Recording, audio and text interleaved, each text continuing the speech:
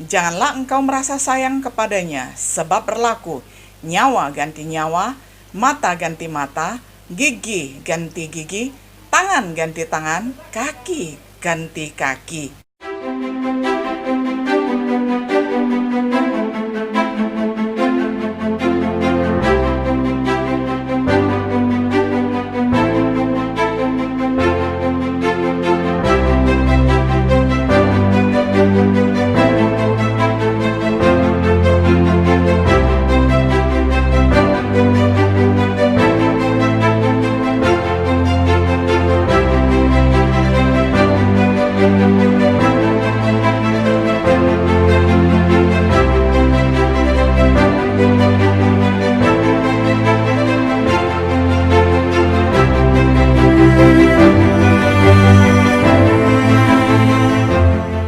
Shalom, sahabat setia yang dikasih oleh Tuhan. Senang sekali kita dapat berjumpa kembali di dalam acara Renungan Sahabat Setia. Pada hari ini kita tiba pada episode yang ke-23 di dalam serial pembahasan Kitab Matius dengan tema Menanggapi Kejahatan. Untuk pelajari teksnya, kita baca bersama dari Matius pasal 5 ayat 38 sampai 42. Saya akan bacakan untuk kita semuanya. Kamu telah mendengar firman, mata ganti mata dan gigi ganti gigi. Tetapi aku berkata kepadamu, janganlah kamu melawan orang yang berbuat jahat kepadamu, melainkan siapapun yang menampar pipi kananmu, berilah juga kepadanya pipi kirimu. Dan kepada orang yang hendak mengadukan engkau karena mengingini bajumu, serahkanlah juga jubahmu. Dan siapapun yang memaksa engkau berjalan sejauh 1 mil, berjalanlah bersama dia sejauh 2 mil. Berilah kepada orang yang meminta kepadamu, dan janganlah menolak orang yang mau meminjam daripadamu. Dari Matius 5 ayat 38 sampai 42. Sahabat setia yang dikasih oleh Tuhan, ketika seseorang memperlakukan kita dengan salah, bagaimana kita menanggapinya? Apakah kita bereaksi dengan cara yang sama, membalas kejahatan dengan kejahatan? Apakah kita hanya berdiri di sana dan menerima pelecehan apapun yang diberikan? Bagaimana cara yang tepat untuk menanggapi kejahatan? Dalam khotbahnya di bukit, Yesus mengajarkan tentang kebenaran kerajaan surga. Dia melakukannya dengan membandingkan kebenaran para ahli Taurat dan orang-orang Farisi, memperhatikan bagaimana hukum Taurat sering ditafsirkan dan diterapkan, menyatakan apa yang diharapkan dari para murid-muridnya. Kita telah melihat Yesus membandingkan kebenaran di dalam hal-hal seperti pembunuhan dan kemarahan, perzinahan, perceraian, sumpah. Dalam perenungan kali ini, kita akan melihat apa yang Yesus ajarkan tentang pembalasan saat kita membahas menanggapi kejahatan. Pertama, mari bandingkan hukum Musa dan interpretasi tradisional tentang mata ganti mata dan gigi ganti gigi. Ini ditemukan di dalam Keluaran 21 ayat 24 sampai 25. Mata ganti mata, gigi ganti gigi, tangan ganti tangan, kaki ganti kaki, lecur ganti lecur, luka ganti luka, bengkak ganti bengkak. Bagian paralelnya adalah dari kitab Ulangan 19 ayat 21, janganlah engkau merasa sayang kepadanya, sebab berlaku nyawa ganti nyawa, mata ganti mata, gigi ganti gigi, tangan ganti tangan, kaki ganti kaki. Pernyataan ini adalah hukum untuk diterapkan di pengadilan sipil. Perhatikan dengan seksama Ulangan 19 ayat 15 sampai 21. Satu orang saksi saja tidak dapat menggugat seseorang mengenal perkara kesalahan apapun atau dosa apapun yang mungkin dilakukannya. Baru atas keterangan 2 atau 3 orang saksi, perkara itu tidak disangsikan. Apabila seorang saksi jahat menggugat seseorang untuk menuduh dia mengenai suatu pelanggaran, maka kedua orang yang mempunyai perkara itu haruslah berdiri di hadapan Tuhan, di hadapan imam-imam dan hakim-hakim yang ada pada waktu itu. Maka hakim-hakim itu harus memeriksanya baik-baik, dan apabila ternyata bahwa saksi itu seorang saksi dusta, dan bahwa ia telah memberi tuduhan dusta terhadap saudaranya, maka kamu harus memperlakukannya sebagaimana ia bermaksud memperlakukan saudaranya. Demikianlah harus kau hapuskan yang jahat itu dari tengah-tengahmu. Maka orang-orang lain akan mendengar dan menjadi takut, sehingga mereka tidak akan melakukan lagi perbuatan jahat seperti itu di tengah-tengahmu. Janganlah engkau merasa sayang kepadanya, sebab berlaku nyawa ganti nyawa, mata ganti mata, gigi ganti gigi, tangan ganti tangan, kaki ganti kaki. Keluaran 21 ayat 22-23. Apabila ada orang berkelahi dan seorang dari mereka tertumbuk kepada seorang perempuan yang sedang mengandung sehingga keguguran kandungan, tetapi tidak mendapat kecelakaan yang membawa maut, maka pastilah ia didenda sebanyak yang dikenakan oleh suami perempuan itu kepadanya, dan ia harus membayarnya menurut putusan hakim. Tetapi jika perempuan itu mendapat kecelakaan yang membawa maut, maka engkau harus memberikan nyawa ganti nyawa. Hukum ini diberikan untuk membimbing para imam dalam hal pemberian hukum yang pantas. Apa yang telah dilakukan para ahli Taurat dan orang-orang Farisi, yakni mereka menafsirkan pernyataan ini untuk membenarkan keuntungan pribadi, menerapkannya dengan sering melakukan balas dendam dengan tangan mereka sendiri, seperti yang dilakukan banyak orang pada masa kini. Hukum Taurat berulang kali melarang pembalasan pribadi. Perhatikan Imamat 19 ayat 18, janganlah engkau menuntut balas dan janganlah menaruh dendam terhadap orang-orang sebangsamu, melainkan kasihilah sesamamu manusia seperti dirimu sendiri. Akulah Allah. Amsal 20 ayat 22, janganlah engkau berkata, aku akan membalas kejahatan, nantikanlah Tuhan, ia akan menyelamatkan engkau. Baik dalam perjanjian lama dan perjanjian baru, masalah pembalasan harus diserahkan kepada Tuhan dan lembaga yang ditunjuknya sebagaimana mestinya, misalnya pemerintah sipil. Sebenarnya tidak ada perbedaan antara hukum Taurat dan apa yang kita temukan di dalam perjanjian baru dalam hal ini. Pembalasan pribadi tidak memiliki tempat di dalam kehidupan mereka yang adalah anak-anak Tuhan. Sekarang mari kita periksa lebih dekat hal yang kedua, respon yang tepat terhadap kejahatan. Yesus memprakarsai dua prinsip.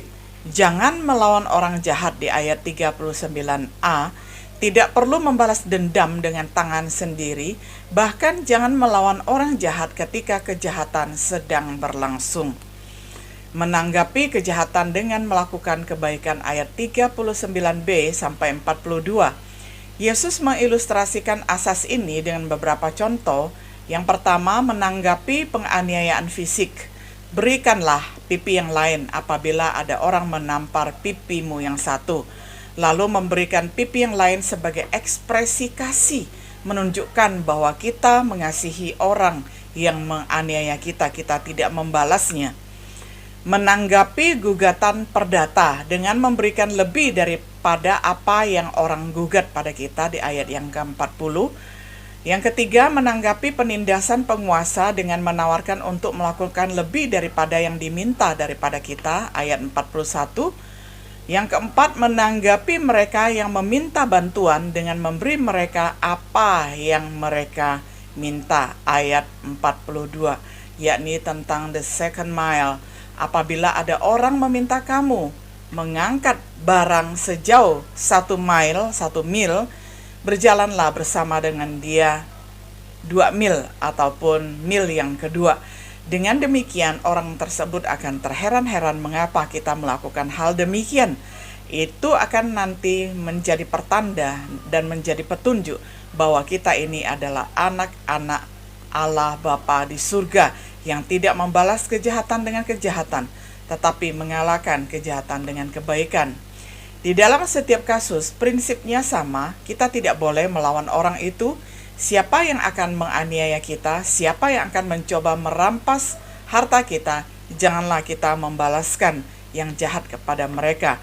Sebaliknya, tanggapi dengan cara yang positif, menunjukkan kasih kepada mereka, melakukannya dengan memberi mereka lebih dari apa yang semula mereka harapkan untuk mendapatkan keuntungan, dengan kekerasan, penindasan, atau manipulasi terhadap kita. Apakah ini diterapkan secara literal? Mengapa tidak? Kita memiliki beberapa contoh perjanjian lama. Yang pertama, Yusuf di dalam mengampuni saudara-saudaranya. Kita tahu kisah Yusuf. Yusuf dilemparkan ke sumur, direkayasa seolah-olah dia mati. Pakaian yang berlumuran dengan darah binatang dikirim ke Yakub bapaknya, sehingga bapaknya mengira anak kesayangannya yakni Yusuf telah mati.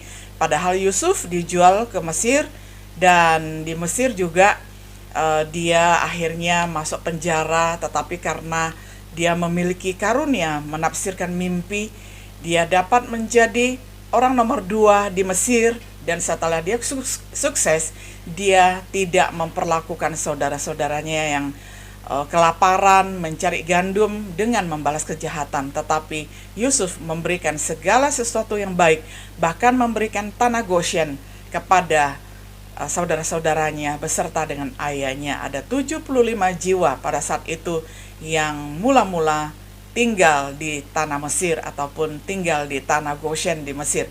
Ini adalah contoh Yusuf membalas kejahatan saudaranya dengan kebaikan. Lalu yang kedua, kita melihat Daud ketika menyelamatkan nyawa Saul. Padahal dia mempunyai kesempatan untuk membunuh Saul, orang yang mengejar-ngejarnya. Tetapi Daud mempunyai kesempatan untuk membunuh Saul, tidak digunakan oleh Daud karena dia menghormati dan mengapresiasi Saul sebagai orang yang pernah diurapi oleh Tuhan menjadi raja.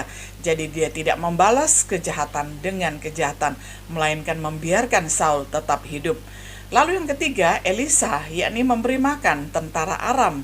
Bayangkan ya, ini adalah perbuatan yang jarang-jarang terjadi ya, tetapi inilah yang dilakukan oleh contoh-contoh orang-orang yang takut akan Tuhan di dalam perjanjian lama. Kita juga memiliki beberapa contoh perjanjian baru, yakni Yesus sendiri sebagai tokoh utama kita yang tidak membalas kejahatan dengan kejahatan. Bahkan di atas kayu salib pun dia berdoa, "Ya Bapa, ampunilah mereka karena mereka tidak tahu apa yang mereka lakukan." Lalu ada tokoh yang kedua, Stefanus, ketika dia dilempari batu sampai mati martir, sebelum menghembuskan nafas terakhirnya dia juga berdoa seperti Tuhan Yesus. Lalu orang Kristen Yahudi yang dengan senang hati menerima segala penjarahan barang-barang mereka. Bisa kita baca di dalam Ibrani 10 ayat 32 sampai 34. Kita memiliki ajaran Paulus yang jelas di dalam Roma 12 ayat 19 sampai 21. Kita tidak akan membalas dendam dengan kekuatan diri kita sendiri. Kita harus berusaha mengatasi kejahatan dengan kebaikan. Jika tidak, lalu bagaimana kita menerapkan kata-kata Yesus ini? Apa maksud Yesus? Berikan beberapa contoh bagaimana menerapkan ajaran tersebut. Apakah kita menerapkannya tanpa sasaran? Pertama, haruskah kita memutuskan siapa yang layak untuk menerima jenis perlakuan ini? Yesus tidak memberi kita indikasi apapun yang akan kita gunakan, tetapi Paulus memberikan beberapa kualitas perintah. Seperti yang dia katakan di dalam 2 Timotius 3 ayat 10, "Tetapi engkau telah mengikuti ajaranku, cara hidupku, pendirianku, imanku, kesabaranku, kasihku, dan ketekunanku. Tetapi engkau sudah mengikuti ajaran-ajaran saya, kelakuan saya, dan tujuan hidup saya." Itu kalau kita terjemahkan dengan lebih bebas ya. Jadi Paulus memberikan contoh tentang dirinya sendiri, bagaimana membalas kelakuan orang jahat terhadap dirinya. Tetapi itu berlaku bagi mereka yang beragama Kristen. Dan kita tidak memiliki tanggung jawab untuk menghakimi mereka yang ada di jemaat. Menyerahkan mereka yang ada di luar kepada Tuhan. "Dalam suratku telah kutuliskan kepadamu supaya kamu jangan bergaul dengan orang-orang cabul. Yang aku maksudkan bukanlah dengan semua orang cabul pada umumnya dari dunia ini, atau dengan semua orang kikir dan penipu, atau dengan semua penyembah berhala. Karena jika demikian, kamu harus meninggalkan dunia ini.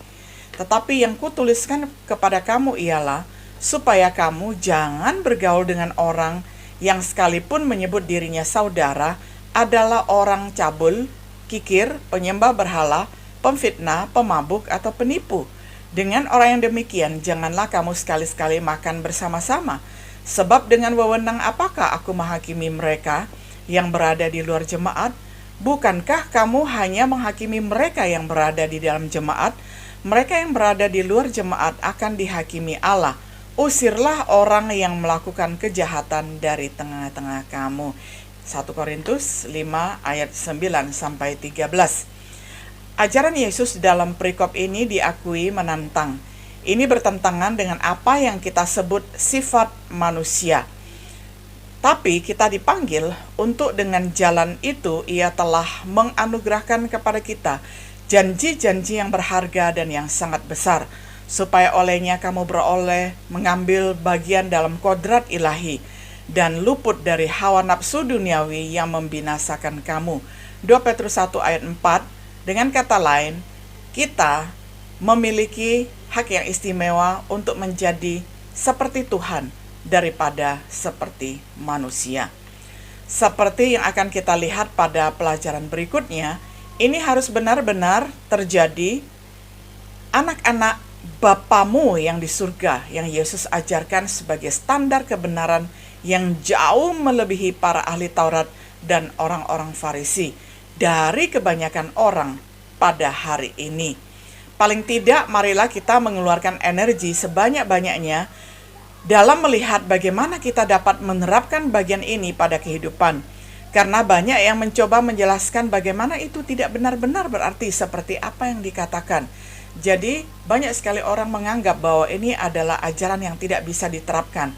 Padahal kalau kita melihat semua ajaran Tuhan Yesus dapat diterapkan dengan baik karena Dia sendiri sebagai contohnya, serta para nabi dan para rasul yang lain sudah meneladani Tuhan Yesus. Kesimpulan, ringkasan ajaran Yesus tentang menanggapi kejahatan adalah kita tidak melawan kejahatan. Kita harus membalas kejahatan dengan kebaikan. Kita mungkin tidak pernah menghadapi situasi yang persis seperti yang Yesus gunakan untuk menggambarkan situasinya. Tetapi prinsip-prinsip tersebut dapat diterapkan pada banyak hal yang kita hadapi. Misalnya, bagaimana orang memperlakukan kita di tempat kerja, di komunitas kita, di lingkungan keluarga, dan di jemaat. Kapanpun dianiaya, terimalah tantangan untuk melihat bagaimana kita bisa mengatasi kejahatan dengan kebaikan. Kemudian kebenaran kita akan melebihi para ahli Taurat dan orang-orang Farisi. Sahabat setia yang dikasihi oleh Tuhan, inilah ajaran Tuhan Yesus yang teramat sangat mulia. Kalau Tuhan Yesus sudah memberikan contoh yang begitu agung dan begitu mulia, maka kita yang terpanggil sebagai anak-anak Allah dan sebagai murid-murid Kristus, kita juga wajib menjalankan kehidupan yang sama seperti itu, sehingga setiap orang yang menyaksikan perbuatan kita akan memuliakan Bapa kita yang di surga. Selamat menjadi saksi Tuhan dan selamat menerapkan semua ajaran Tuhan. Shalom.